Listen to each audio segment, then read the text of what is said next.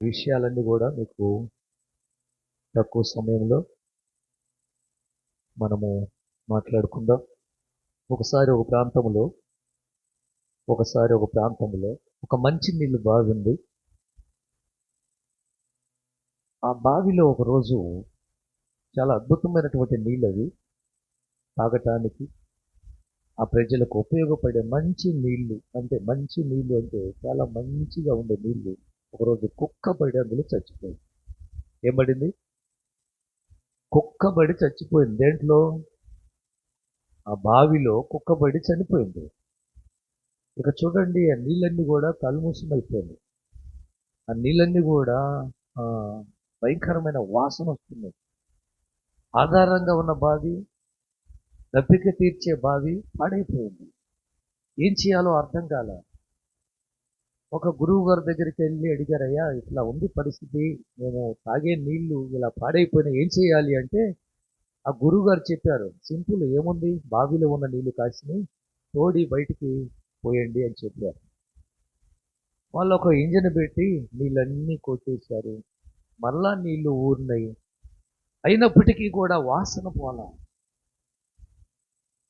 నువ్వు చెప్పినట్టే నీళ్ళన్నీ తోడేసాము, మీరు ఇచ్చిన సలహా ప్రకారం, కానీ నీళ్ళల్లో వాసన మాత్రం పోలేదు. ఏమిటి అంటే, మరలా తోడేయండి అన్నాడు ఆ గురువు గారు. మరలా నీళ్ళన్నీ తోడేశారు. అన్ని నీళ్లు తోడేసినప్పటికీ కూడా మరలా అదే కంపు. మరలా గురువు గారి దగ్గరికి వచ్చాయో, మీరు చెప్పినట్టే చేసామో, నీళ్లు మాత్రం మారలేదే అని అంటే, గురువు గారు సరే పదండి నేను చూస్తానని ఆ బావి దగ్గరికి వచ్చారు. వచ్చి చూసి ఒకసారిగా ఆశ్చర్యపోయారు. ఏమిటి ఆశ్చర్యపోయారంటే, నీళ్ళైతే తోడారు కానీ అందులో చచ్చిన కుక్కను మాత్రం బయటికి తీయలేదు. ఎందుకు లేదు? రే, బుద్ధి ఉందా మీకు? నీళ్లు తోడేసిన మీరు అందులో చచ్చిన కుక్కను బయటికి తీయాలన్న ఇంగిత జ్ఞానం లేదా? మీరు చెప్పలేదుగా. మీరు చెప్తే తీసేసేవాళ్ళు. ఈరోజు అనేక మంది చేస్తున్న పనిదే. బయటికి పంపించవలసిన దాన్ని బయటికి తీసివేయాల్సిన దాన్ని తీసివేయకపోతే ఇల్లంతా కంపే, ఒళ్ళంతా కంపే. మన దేవుని బిడ్డలారా, విడిచిపెట్టాల్సింది, తీసేయాల్సింది ఈ పాత సంవత్సరము మనము గతించిపోబోతుంది. నూతన సంవత్సరంలోకి మనం వెళ్ళవలసిన రోజులు దగ్గరలో ఉన్నాయి. ఇంకా వాటిని పెట్టుకొని కంపు కొడుతూ బతుకుతారు, లేకపోతే పరిశుద్ధమైన జీవితం జీవించి దేవునికి సువాసనగా బతుకుతారు. మీ చేతుల్లోనే ఉంటాయి. ఎప్పుడైతే ఆ కుక్కను బావిలోంచి తీసి బయట పడేశారో, నీళ్ళన్నీ కొట్టి పడేశారో, మళ్ళీ మంచి నీళ్ళు ఊరటం మొదలుపెట్టింది. వారికి దప్పిక తీర్చగలిగింది. ఆనందం. ఈరోజు మనిషి పరిగెడుతున్నాడు ఎక్కడెక్కడో. మీకు తెలుసా, అసలు ఆనందాన్ని దేవుడు ఎక్కడ దాచిపెట్టాలని ఆలోచించాడో తెలుసా? ఎక్కడ పెట్టాడో తెలుసు?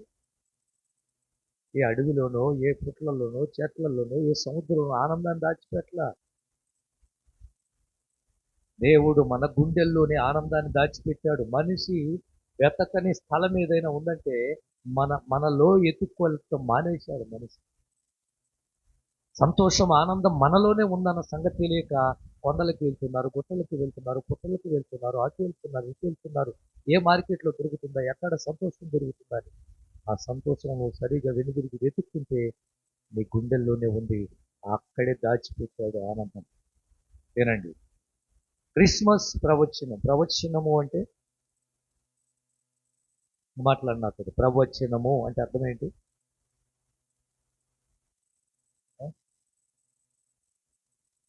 ప్రవచనము అంటే దేవుని సంకల్పము లేక సందేశము మనుషులకు తెలియజేయడం. దాన్ని ఏమంటారు? ప్రవచనం. గుర్తుపెట్టుకోండి, కొన్ని అర్థాలు చెప్తాను. ప్రవచనము అంటే దేవుని సంకల్పము లేక సందేశాన్ని మనుషులకు తెలియజేయడమే ప్రవచనము అంటారు. నెంబర్ 2, రెండోది, దేవుని నుంచి వచ్చిన మాట ప్రకటించడమే ప్రవచనము. ఏంటి ప్రవచనం అంటే? దేవుడి నుంచి ఏ మాట నోట నుండి వస్తుందో ఆ మాటను ప్రజలకు ప్రకటించటమే ప్రవచనము. అదే ప్రవక్తలు చేసినటువంటి పని. 3, దేవుడు ప్రవక్తల ద్వారా చెప్పిన బోధ లేక హెచ్చరికలే ప్రవచనం. ఆయన ప్రవక్తలను, ఆయన బోధకులను, ఆయన సేవకులను పెట్టి బోధించటం. ప్రవచించటం, హెచ్చరించటం, వాటిని నువ్వు విని బాగుపడిన వారు ఎంతోమంది ఉన్నారు. మా గురించే చెప్తున్నారని వెనకబడి జీవితాలను పాడు చేసుకొని సేవను వదిలిపెట్టిన వారు, మందిరాన్ని వదిలిపెట్టిన వారు ఉన్నారు. ప్రవచనం 4, రాబోయే సంఘటనల గురించి ముందుగా తెలియజేసేదాన్నే ఏమంటారు? ప్రవచనం. రాబోయే సంగతుల్లో ఏం జరగబోతుందో చెప్పడమే ప్రవచనం. 5, వీటినే ప్రవచనాలు అంటారు. అర్థమైందా? వీటిను నేను చెప్పిన వాటన్నిటినే ఏమంటారు? ప్రవచనములు. గలతీయులు రాసిన పత్రిక 4వ అధ్యాయము 4వ వచనం. గలతీయులు రాసిన పత్రిక 4వ అధ్యాయము 4వ వచనం.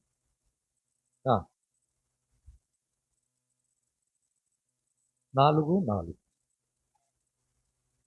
అయితే కాలము పరిపూర్ణమైనప్పుడు దేవుడు తన కుమారుణ్ణి పంపెను.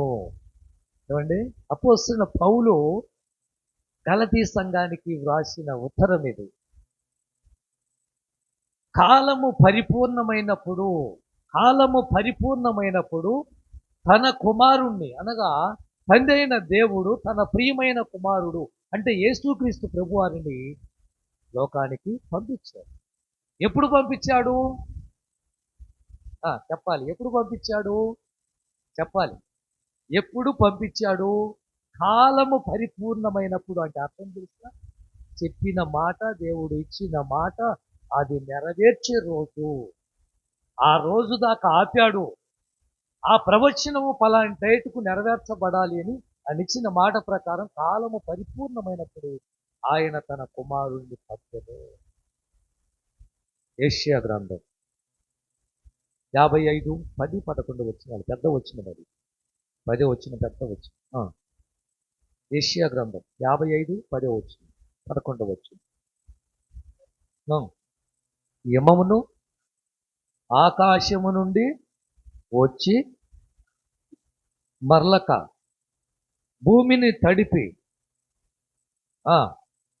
భుజించువానికి ఆహారమును కలుగుటకై అది సిగిరిచ్చి వర్ధిల్లినట్లు చేయును. అలాగే ఇది బాగా వినాలి. నా నోట నుండి వచ్చినమును వండును నిష్ఫలంగా. అది నేను ఏదైతే చెప్పానో, నేనేమైతే ఆజ్ఞాపించానో, ఏ మాటనైతే నా నోటి నుండి వదిలానో అది తిరిగి మరలా నా దగ్గరికి రాదు. నెరవేర్చి ఆమేన్. ఇది ప్రవచనం. ఏ విధంగా ఆకాశము నుంచి వర్షమును మంచును కురిపించి ఆయన పంటనిస్తున్నాడో, వారి భుజించడానికి ఆహారంగా చేస్తున్నాడో, ఆ విధంగానే ఆయన నోట నుండి వచ్చిన ప్రతి మాట నిష్ఫలంగా కాక అదేమవుతుందంటే ఆయన దగ్గరికి మరలా పోక ఆ మాట నెరవేర్చలేదు. వీళ్ళరదేనండి. యేసు జననం అనేది పాత నిబంధనకు కొత్త నిబంధనకు ఏమంటారు దీన్ని? కలిపే వంతెన. గుర్తుపెట్టుకో. యేసుక్రీస్తు యొక్క జననము పాత నిబంధన ఉందే మలాకి వరకు, ఆది కాండం మొదలుకొని, కొత్త నిబంధన ఉందే మత్తయి సువార్త మొదలుకొని ప్రకటన గ్రంథం వరకు. ఈ రెండు మధ్యలో కొన్ని వందల సంవత్సరాలు చీకటి గమ్ముకొని తెలుసా? దేవుడు మాట్లాడటం మానేశాడు. అలాగే తర్వాత కొన్ని వందల సంవత్సరాలు దేవుడు దర్శనం లేదు.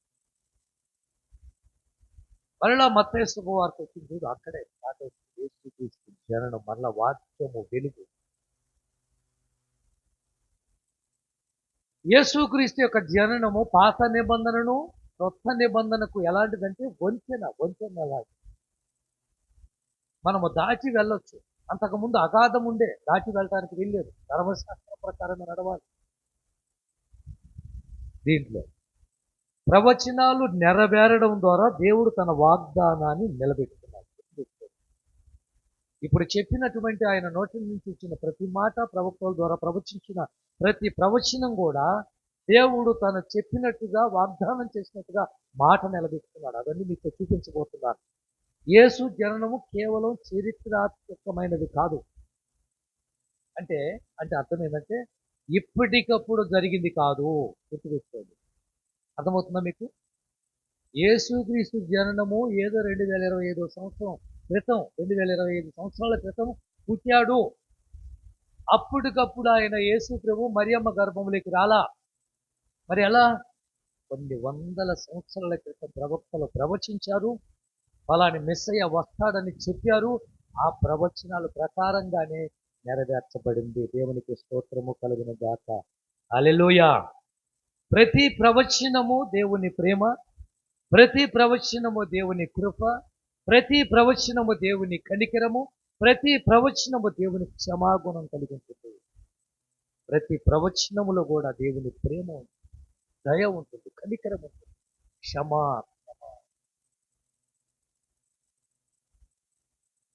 5 మంది ప్రవక్తలను నేను చూపించబోతున్నాను. ఎంతమందిని?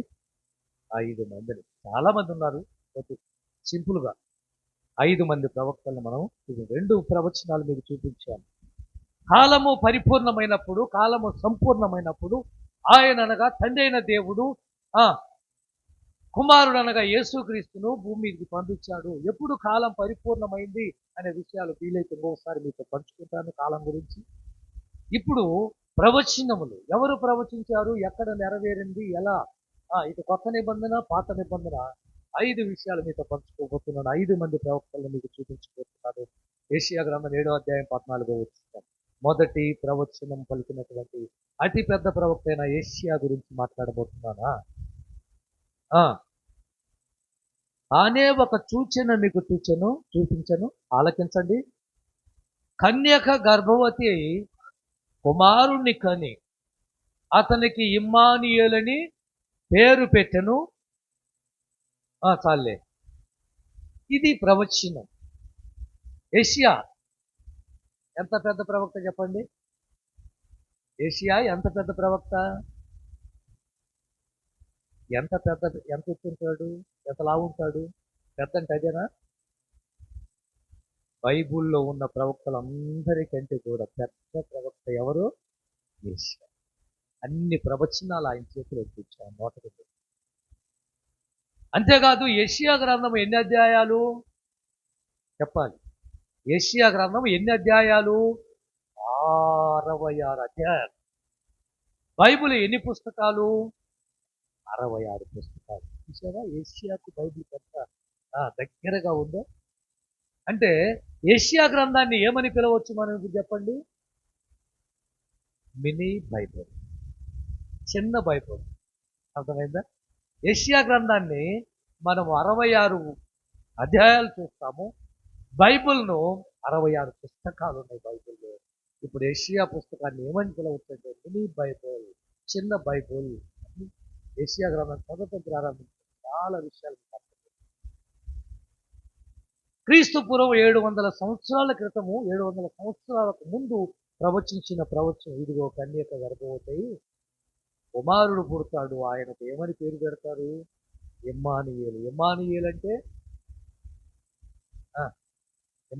అంటే దేవుడు మనకు తోడై ఉన్నాడు. ఈ ప్రవచనం ఎక్కడ జరుగుతుంది చెప్పండి? కొత్త నిబంధనలో. ఈ ప్రవచనము కొత్త నిబంధనలు ఇదే ప్రవచనము ఎత్తి రాశారు సువార్తికులు. ఎక్కడ జరుగుతుంది? బాబు ఏం చేస్తున్నారమ్మా? రే బాబు ఇక్కడండి, ఇక్కడికి రండి, ఇక్కడికి రండి, ఇక్కడికి రండి. ఇక్కడ ముసలోళ్ళు కాదు, వాక్యం ఎక్కడయా? మత్తయి సువార్త ఎన్నో అధ్యాయము? మొదటి అధ్యాయము 22వ వచనం, 23వ వచనం. ఇప్పుడు చదవండి. ఇదిగో కన్యక గర్భవతి అయి కుమారుణ్ణి కంటుంది, ఆయనకు ఇమ్మానుయేలని పేరు పెడతారు.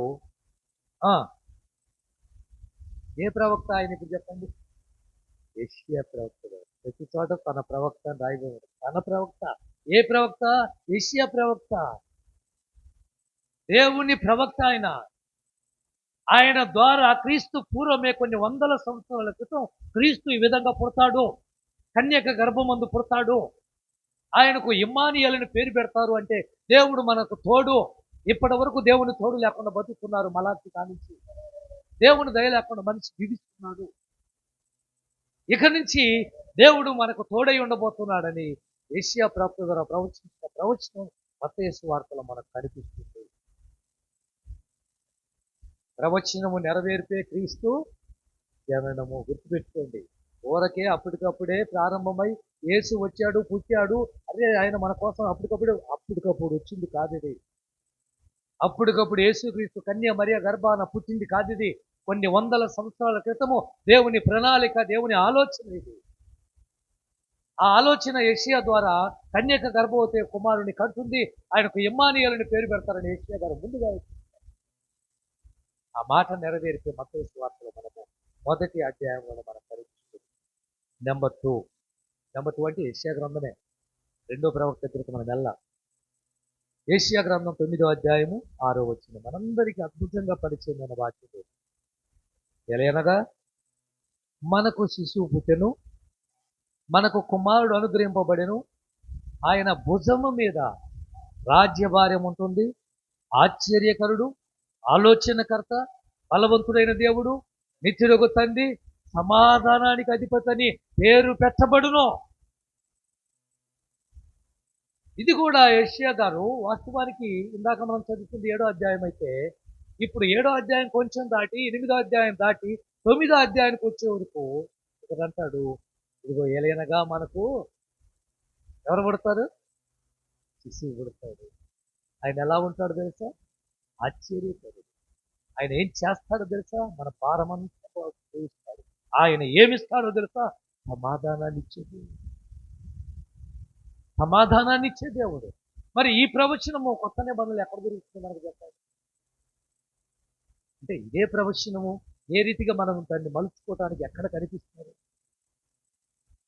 అని మనం చూసినట్లయితే లోకాసువార్త 2వ అధ్యాయంలో 10వ వచనం కాంచి మనం చూస్తే గొల్లలు ఆ రోజు రాత్రి వేళ మందను కాచుకొనిస్తుండగా ప్రభుదూత వారికి ప్రత్యక్షమై, దావీదు పట్టణమందు నేడు రక్షకుడు మీ కొరకు పుట్టి ఉన్నాడు, ఈయన ప్రభు అయిన క్రీస్తు. చదువుతుడు దానికి ఇదే మీకు ఆనవాలు. అదిగో మనం ఇందాకేం చదివాము? ఎలయనగా ఒక శిశువు పుడతాడు. ఇప్పుడు అదే ప్రవచనాన్ని దేవదూత ప్రత్యక్షమై గొల్లలకు చెప్తున్న మాట, ఇదిగో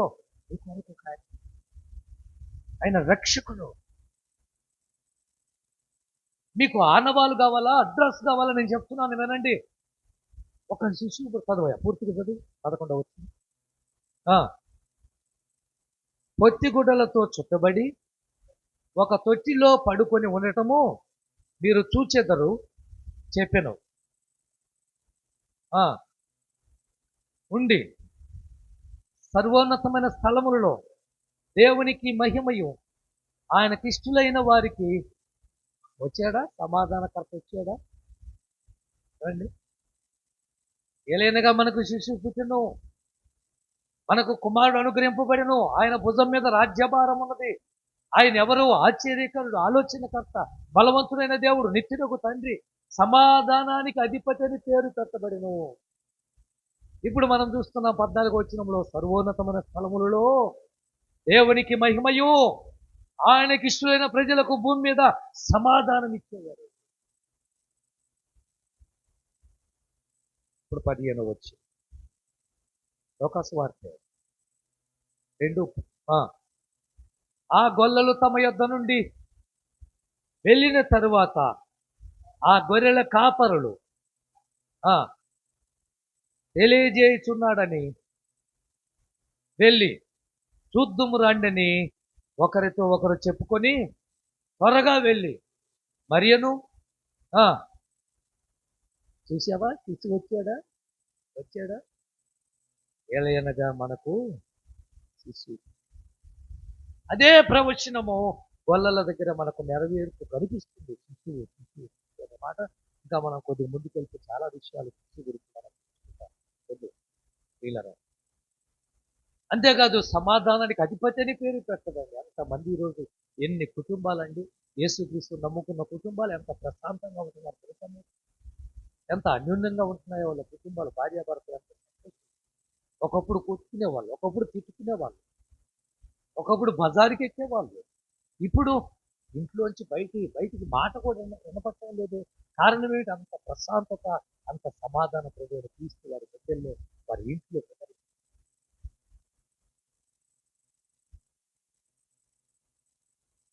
ఏషియా ప్రవచించిన ప్రవచనం మరొకటి మీకు చూపిస్తారు. 40వ అధ్యాయం ఏషియా గ్రంథం 3వ వచనం 5వ వచనం 3 నుంచి 5 దాకా. ఏషియా గ్రంథం తీయండి బైబిల్ తీసుకొని చూడండి.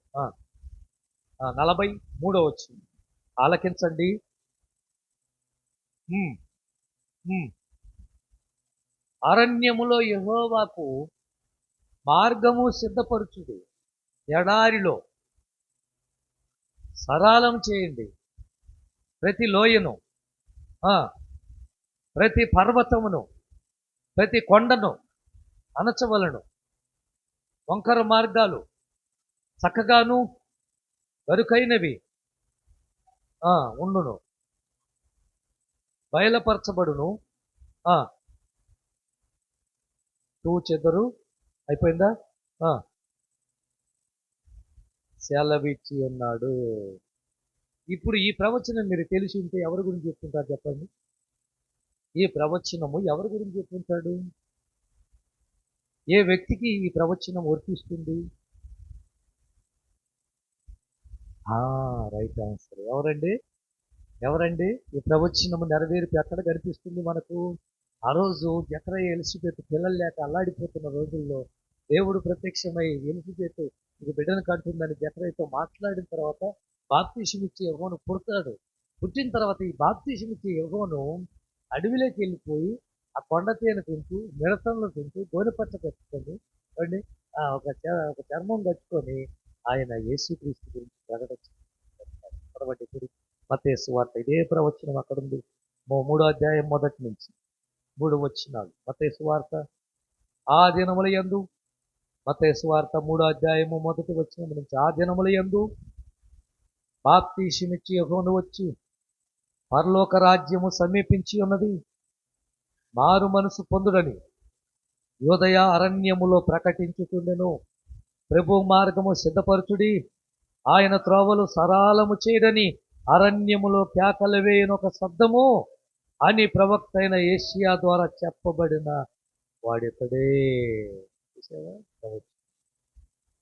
అప్పటికప్పుడు జరిగింది కాదు క్రీస్తు జననము. యేసుక్రీస్తుకు ముందుగా బాప్తిసం ఇచ్చే యెహోవాను ముందుగా వచ్చి గుట్టలు మెట్టలు అన్ని కూడా సదరం చేసి ఆయన మార్గాన్ని సిద్ధం చేశాడు. అనేక మంది వచ్చి యెహోవా దగ్గర బాప్తిసం తీసుకోవడం మనం చూస్తాం. ఆఖరికి యేసు ప్రభు కూడా బాప్తిసం ఇచ్చే యెహోవా దగ్గరే బాప్తిసం తీసుకుంటారు. వీళ్ళగా ఎక్కడైతే యేషయా ప్రవచించాడో ఆ ప్రవచనము చక్కగా నెరవేర్చబడింది. ఆయన మాట ఇచ్చిన వాడు నమ్మదగిన వాడు, మాట ఇచ్చి కట్టే దేవుడు. రెండో ప్రవక్త ఎప్పుడైనా చూశారా సొలొమోను ప్రవక్త అని? సొలొమోను రాజు అని చెప్తామే కానీ సొలొమోను కూడా ప్రవచించాడన్న విషయం తెలుసా మీకు? సొలొమోను రాసిన గ్రంథాలు ఏంటో చెప్పండి ఒకసారి. సొలొమోను ఏమేమి రాశాడు? సొలొమోను ఏమేమి రచించాడు?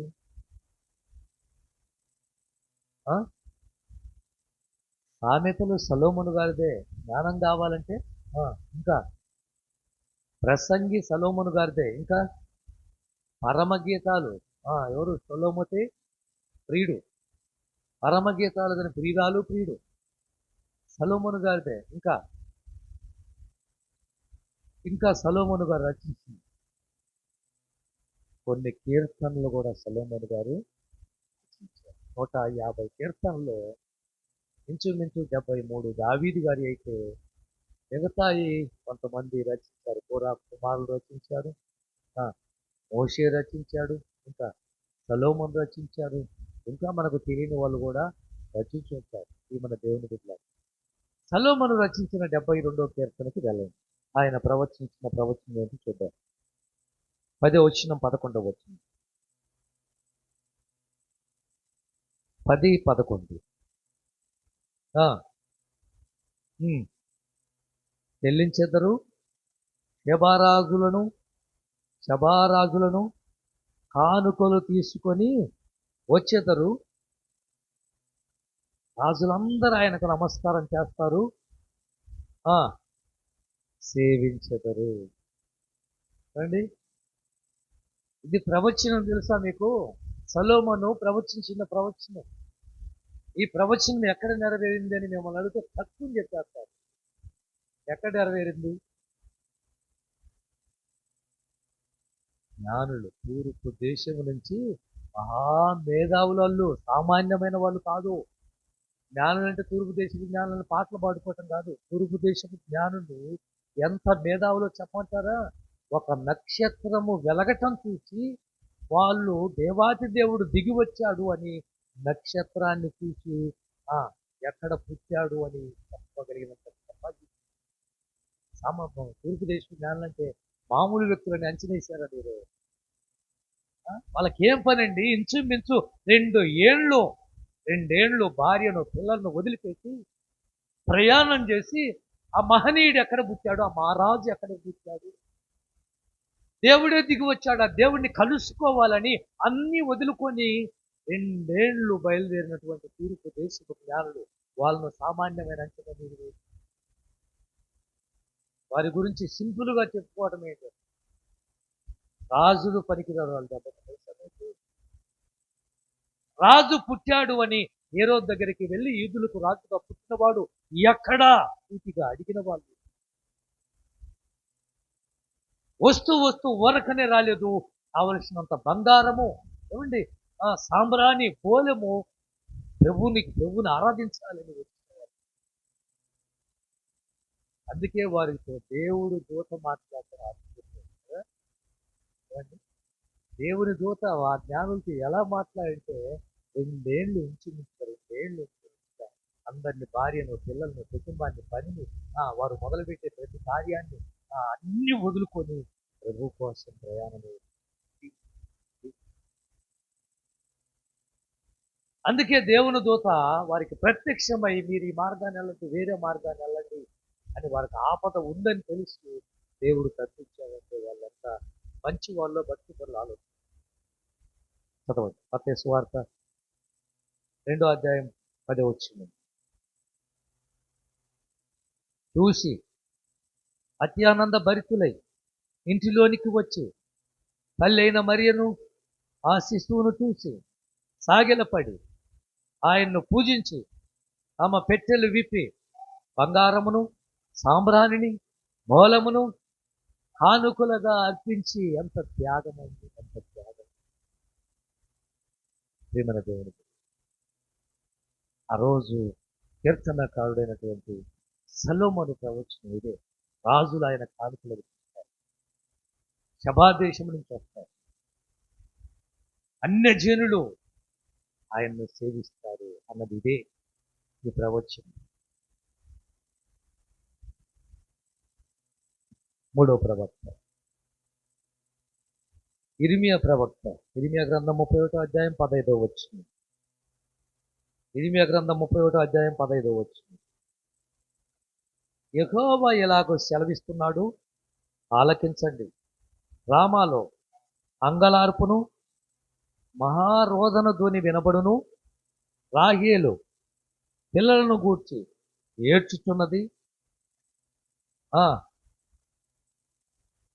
పొందనొల్లక ఉన్నది. అయిపోయిందా? చాలు. రామాలో ఏమిటి?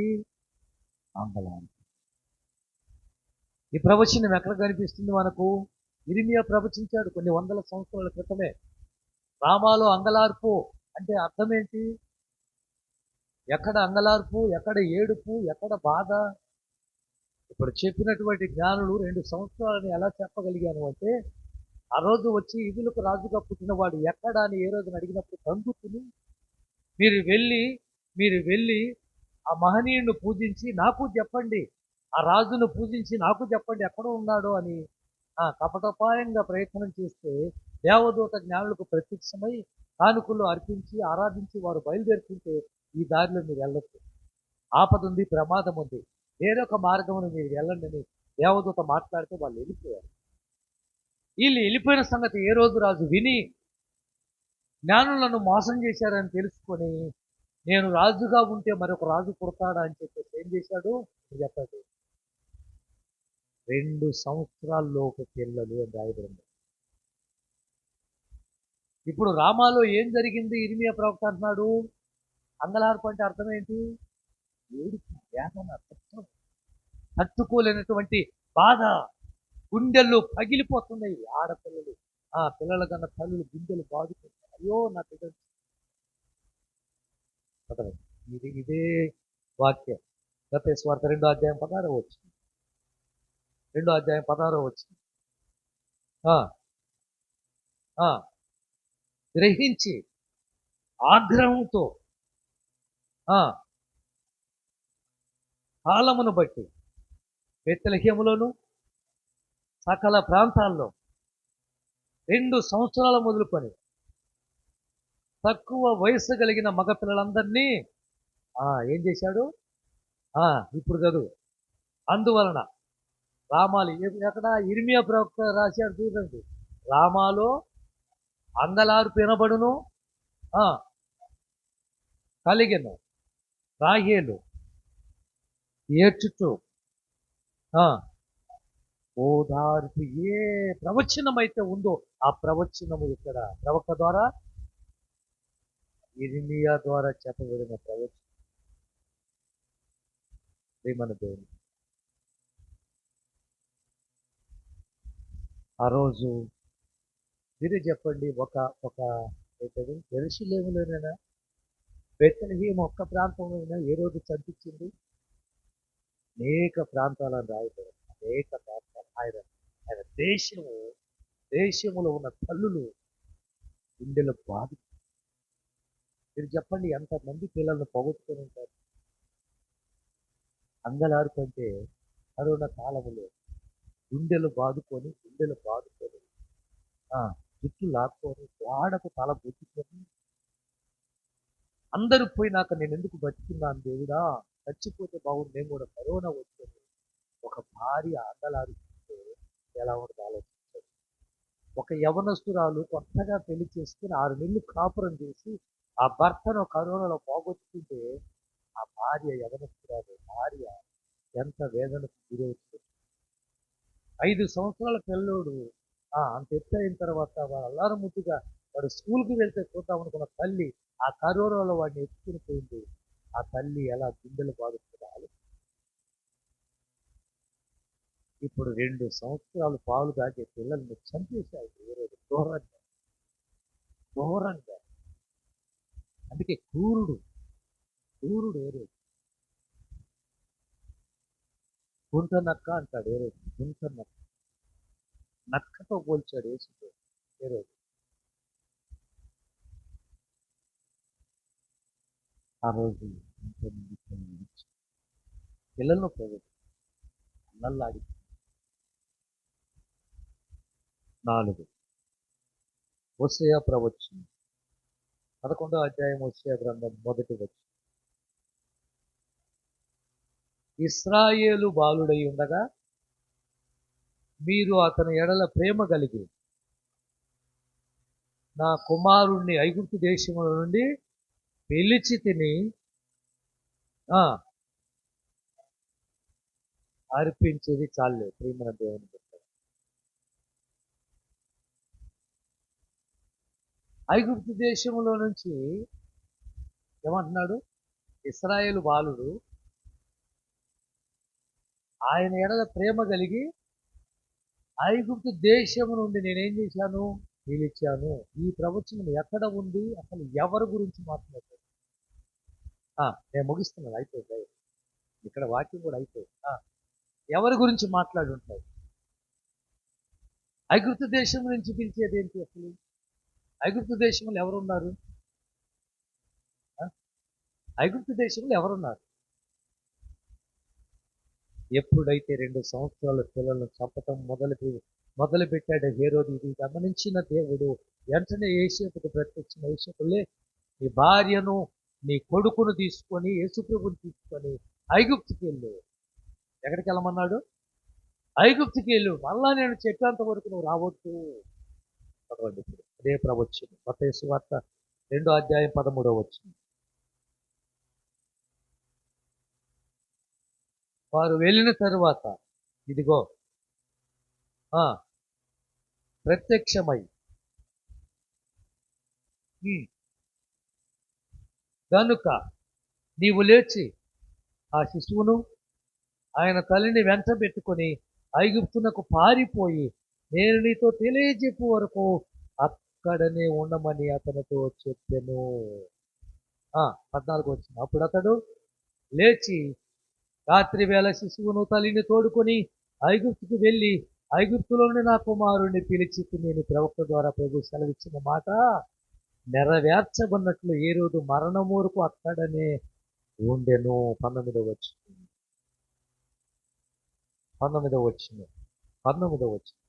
ఏ రోజు చనిపోయిన తర్వాత ఇదిగో ప్రభు దూత ఐగుప్తులో యోసేపుకు స్వప్నమందు ప్రత్యక్షమై నీవు లేచి శిశువును తల్లిని తోడుకొని ఇశ్రాయేలు దేశమునకు వెళ్ళుము. 21 వచ్చిన శిశువు ప్రాణం తీసుకుని వాడు చనిపోయేదని చెప్పాను. అప్పుడు అతడు లేచి శిశువును తల్లిని తోడుకొని ఇశ్రాయేలు దేశమునకు వచ్చాను. ఇది ప్రవచనం. 2 సంవత్సరాల పిల్లలను చంపుతుంటే యేసు ప్రభువును కూడా ఈ దుష్టుడు ఎక్కడ చంపేస్తాడు అనుకున్న దేవుడు అయినా ఇక్కడ ఉండటం మంచిది కాదు. యేసులే ముందు లేచి పారిపోయి ఎక్కడి నుంచి పరిగెత్తో అని చెప్తే మరియను బాలింతగా ఉన్న మరియను చూడండి యేసు ప్రభువుని తీసుకొని ఏం చేశాడు? బాలింత ఏముండదు, 2 సంవత్సరాలు అంటే 2 సంవత్సరాల లోపు అంటే అంత బాలింత ఏం కాదు. ఎందుకంటే 6 నెలలు లోపే ఏమంటారు? బాలింత అంటారు. 6 నెలలు దాటితే బాలింత అయితే ఏమీ కాదు. 2 సంవత్సరాలు అంటే ఇంచుమించు 18 నెలలు అనుకో. 18 నెలలు. ఆ పిల్లోడికి ఎన్ని నెలలు ఉంటాయి? యేసు ప్రభు వారికి 18 నెలలు పిల్లోడై ఉంటాడు. కాబట్టి వాళ్ళు ఎత్తుకొని పరిగెత్తారు. ఐగుప్తుకు వెళ్ళిన తర్వాత ఇక్కడ రాయబడిన మాట మనం అందా చదివాం. ప్రవక్త ద్వారా పలికినటువంటి మాట నెరవేర్చబడినట్టు అని రాయబడింది. 15వ వచనం. లేచి ఆ రాత్రి వేళ శిశువును తల్లిని తోడుకొని ఐగుప్తుకు వెళ్ళి ఐగుప్తులో నుండి నా కుమారుణ్ణి పిలిచితిని. ఇందాక చదివిన మాట. ఎక్కడి నుంచి పిలిచాడు? ఏ రోజు చచ్చిపోయాడు? లే, ప్రభుని తీసుకుని మరలా ఇశ్రాయేలు దేశానికి రా అని చెప్తే పిలుచుకొని వచ్చాడు. ప్రతి ఒక్కటి కూడా ప్రవచనం ముందే నిర్ధారణ, ముందే ఒక ప్రణాళిక, ముందే ఒక ఆలోచన. మనలాగా ఆవేశంలో తీసుకున్న నిర్ణయాలు కాదు ఇవి. ఆలోచించి దేవుడు ఏం చేయాలో, ఎప్పుడు పంపించాలో కాలము పరిపూర్ణమైనప్పుడు ఆయన తన కుమారుణ్ణి పంపెను. అంటే ఆ ప్రవచనం నెరవేర్చబడాలి. 5వ ప్రవక్త అయిపోయింది. మీకా ప్రవచనం 5వ అధ్యాయము, మీకా గ్రంథం 2వ వచనం. మీకా 5వ అధ్యాయం 2వ వచనం. ఎఫ్రాతా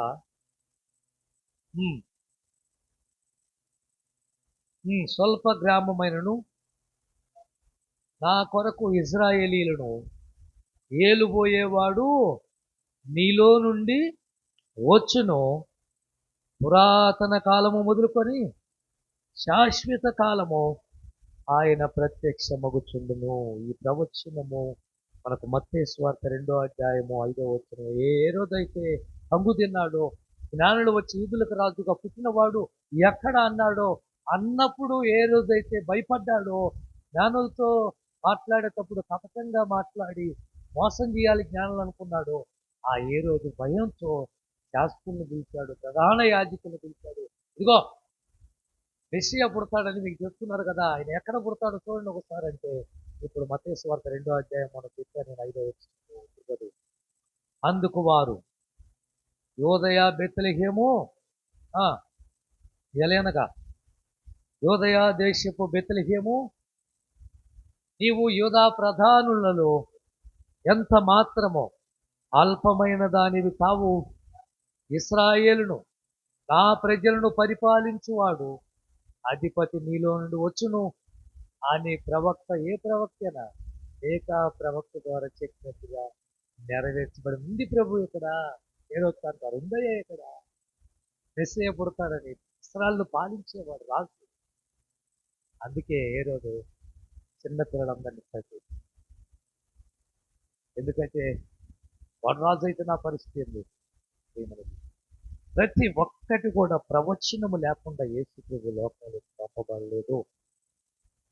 అందుకే యేసుక్రీస్తు యొక్క జననం ప్రవచనం ద్వారానే, ఆ, యేసుక్రీస్తు యొక్క 33.5 సంవత్సరం ప్రవచనాల ప్రకారంగానే భూమి మీద ఉండి ఆయన అనేక మంది చెరలో నుంచి విడిపించును, గుడ్డి వారి కళ్ళిచ్చును, కాళ్ళు లేని వారి కాళ్ళిచ్చును, చీకట్లో ఉన్న వారిని వెలిగించును అనే వాక్యాలు యెషయా గ్రంథంలో ఎన్నో వచ్చినా మనం చూస్తాం.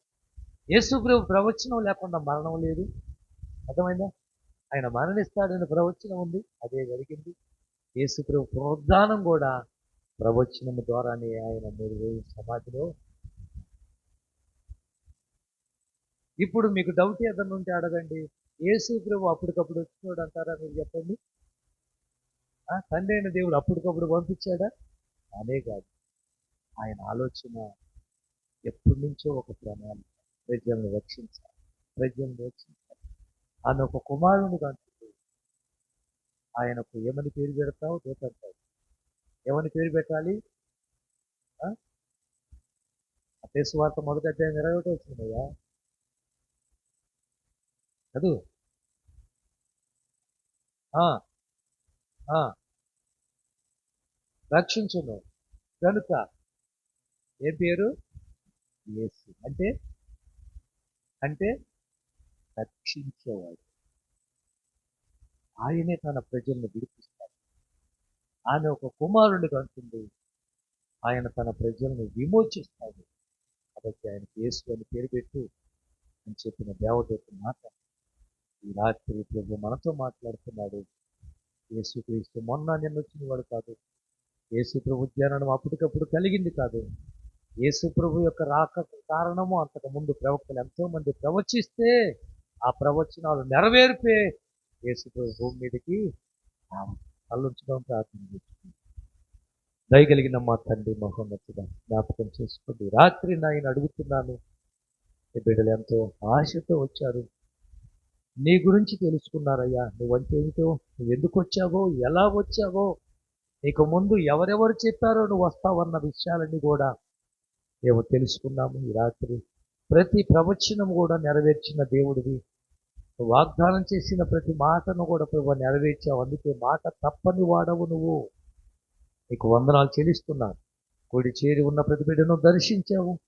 ఈ వాక్యం వారి జీవితాల్లో క్రీస్తు మా కొరకే వచ్చాడు.